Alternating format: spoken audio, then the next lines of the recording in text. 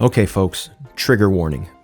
We're going to be talking about white wall tires and Model A's in this video. That's upsetting to a lot of people. We don't know why, but it is. Let's get this out of the way right now. Whether you love or hate white walls, it's fine with us. We really don't care. There's going to be different tastes in every aspect of life, but for some reason, white walls on Model A's are something that seem to ignite a fiery passion in this hobby. We're going to be okay. We'll get through this. Take a deep breath. Leave us a comment. Let us know what you think about white walls on a Model A. Okay, you ready? Let's go.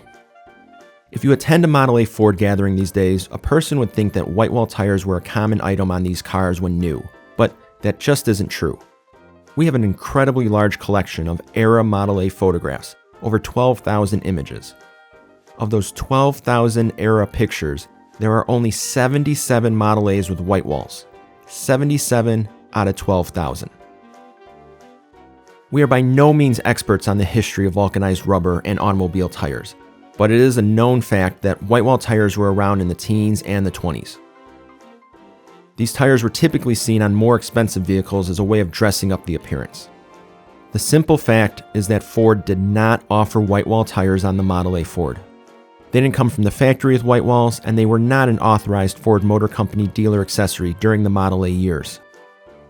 When a Model A came off the assembly line, whether a standard or deluxe model, it was equipped with black wall tires, mostly Firestone and Goodyear tires, but other suppliers included US Tires, BF Goodrich, Ajax, and Fisk.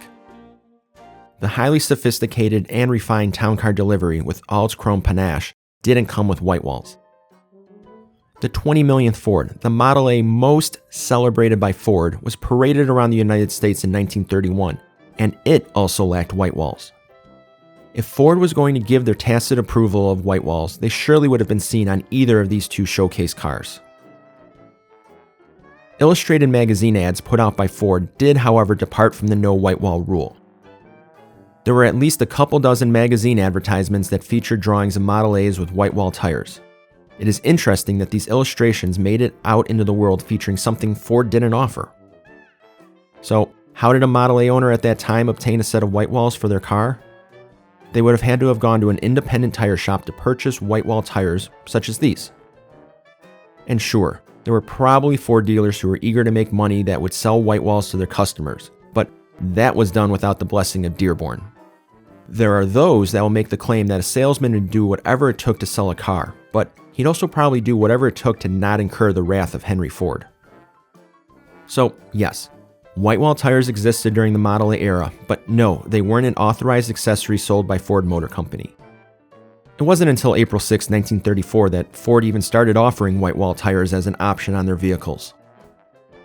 Ultimately, beauty is in the eye of the beholder, so put on your car whatever it is that you like, and leave people alone with whatever it is they like. See, we got through this.